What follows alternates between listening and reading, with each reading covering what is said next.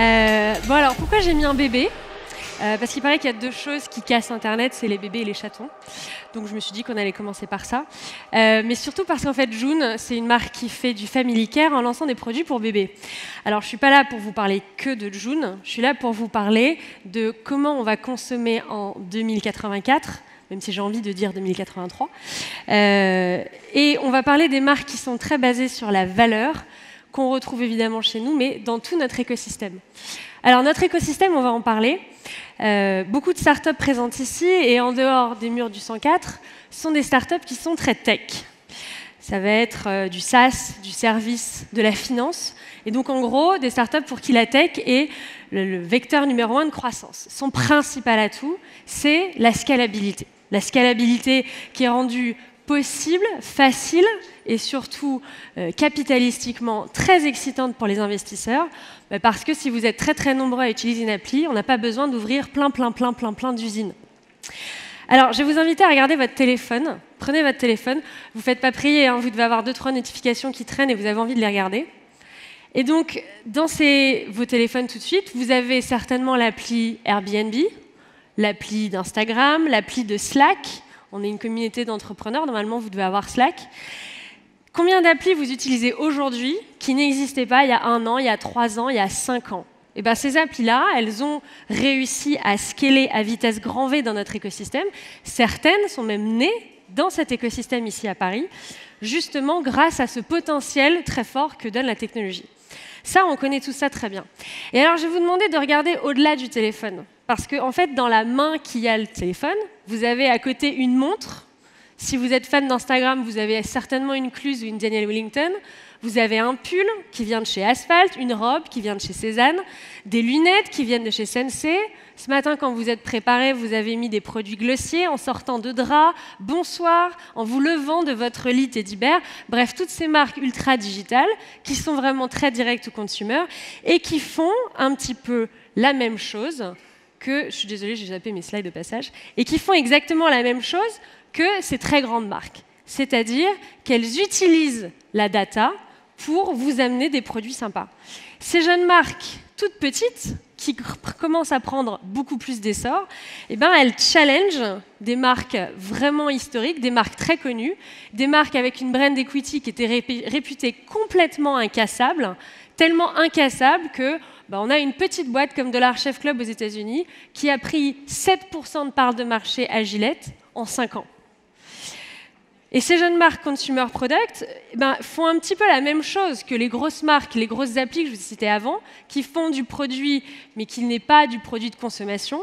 On utilise au maximum la data, la tech, pour créer de l'innovation, pour shorter les contraintes, les canaux de distribution, avoir un meilleur accès avec le consommateur. C'est grosso modo le digital au service du retail roi.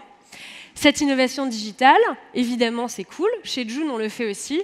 La question, c'est plus, est-ce que ça, ce sera suffisant pour consommer en 2084 ? Eh bien, 2084, c'est là où je vais vous mettre sur la notion des valeurs.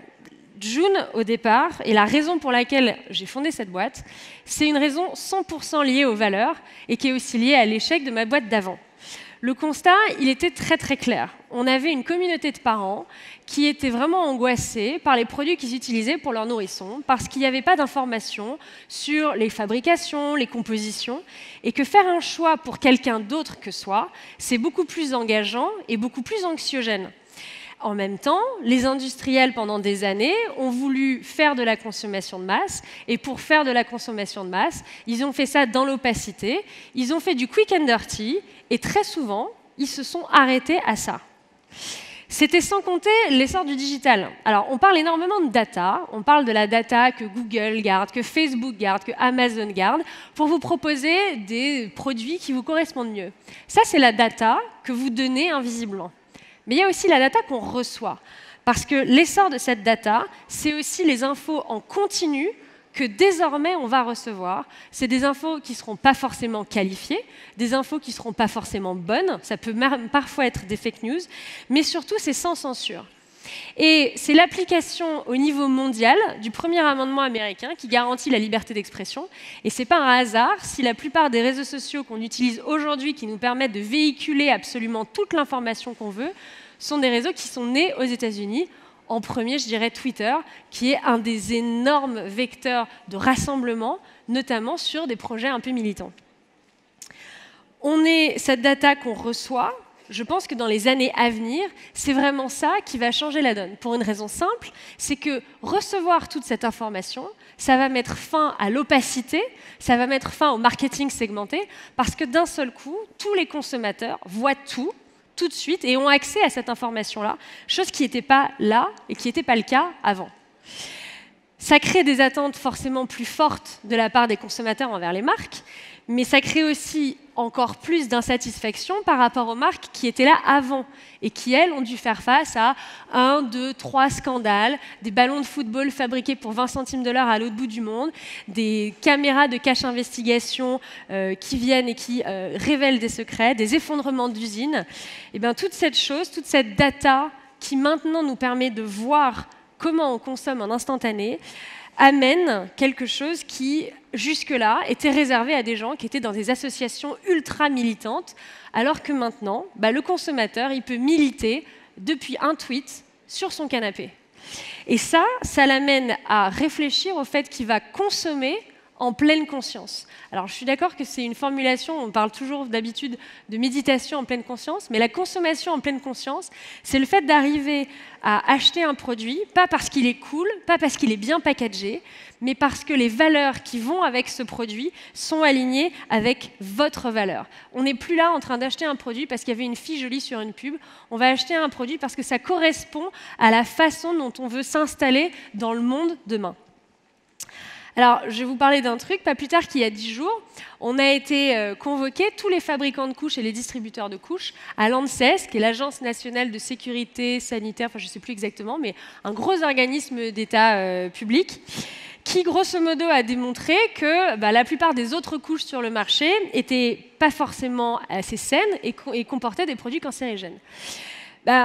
Il y a 1 an et demi, quand nous, on s'est lancé, on a lancé la marque justement pour ça, pour élever les standards du marché, parce que le standard, il était quasiment inexistant. On a été la première boîte au monde, ça paraît complètement surréaliste, mais c'est le cas, à publier les analyses toxicologiques de nos produits.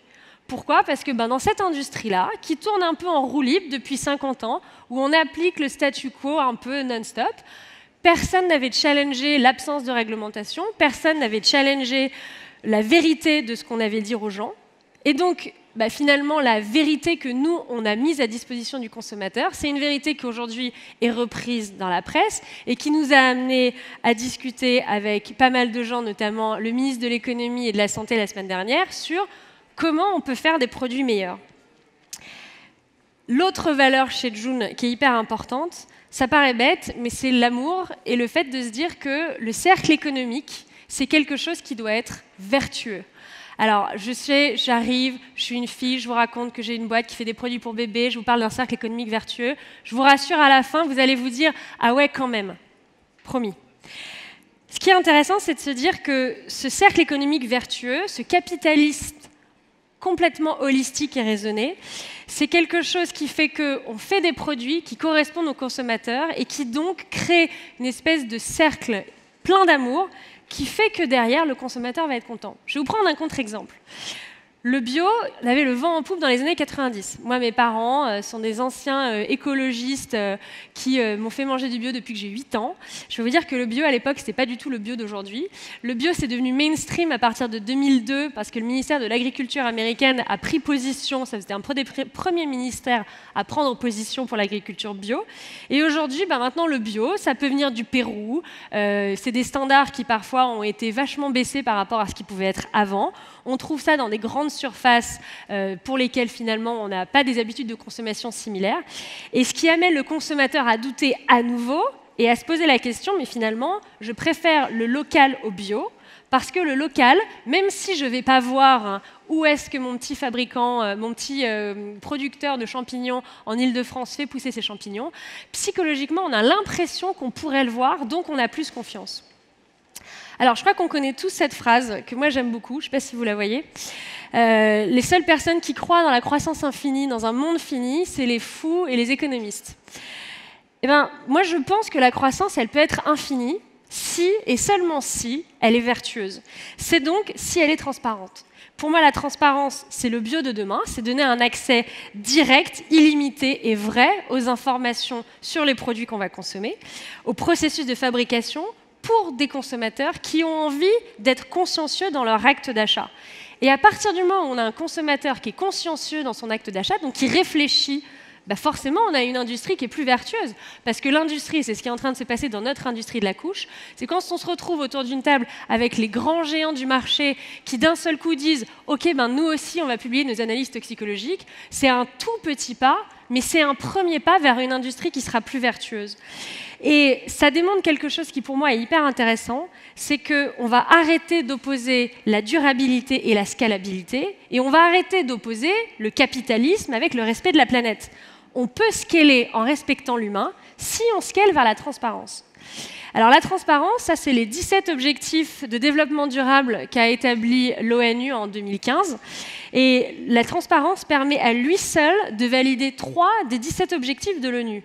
La transparence, ça résout ces 3 sujets-là. Ça résout la bonne santé et le bien-être, puisque forcément on est obligé de faire des produits qui sont bons pour les gens, puisque les gens s'intéressent à ce qu'ils achètent. On est obligé derrière de faire un travail décent et une croissance économique raisonnée, parce qu'on est obligé de croître pour avoir une entreprise qui fonctionne, et en même temps de le faire bien avec des salariés qui sont heureux. Et derrière, une consommation et une production responsables. Et ces 3 petits points-là, on estime que si on arrive à faire les 17 points, on gagne 380 millions d'emplois. 380 millions d'emplois, estimation de l'ONU d'ici 2030. Si on fait que ces 3-là, c'est-à-dire si on applique à l'industrie dans son intégralité des principes de transparence extrêmement exigeants, ça fait 67 millions d'emplois créés d'ici 2030. Alors, je vous disais que pour casser Internet, il fallait un chaton et un bébé, donc je vous ai mis les deux. Parce qu'au-delà du côté très cute et très mignon, chez June, ce qu'on défend, c'est ce cercle économique vertueux. Alors, on fabrique un produit sans compromis. On se dit, on fabrique un produit sain, absolument sain, hyper transparent, on donne toutes les informations. Au-delà de ça, on fabrique ce produit en France avec un partenaire français qui paye ses impôts en France et qui participe au rayonnement global, local, régional. Derrière, on les vend directement à des clients qui sont heureux de consommer des bons produits et qui, derrière, forcément, communiquent beaucoup avec d'autres clients. En même temps, on fait ça avec une équipe qui est hyper soudée, qui est hyper positive et qui est très heureuse de travailler pour la défense des valeurs.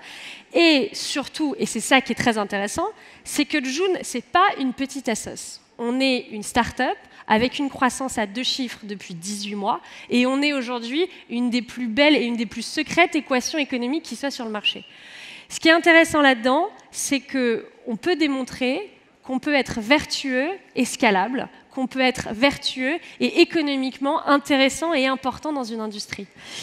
C'est un petit peu la double menace, chaton-bébé, c'est le capitalisme et la vertu. On a souvent tendance à opposer les deux. Je suis intimement convaincue du fait que l'avenir du produit, ça va passer par une scalabilité qui est éco-responsable. Et ça ne veut pas dire qu'on ne fera plus d'argent, ça veut juste dire qu'on fera de l'argent d'une meilleure manière et qui va nous permettre d'avoir un impact positif sur le monde et sur l'économie. Merci.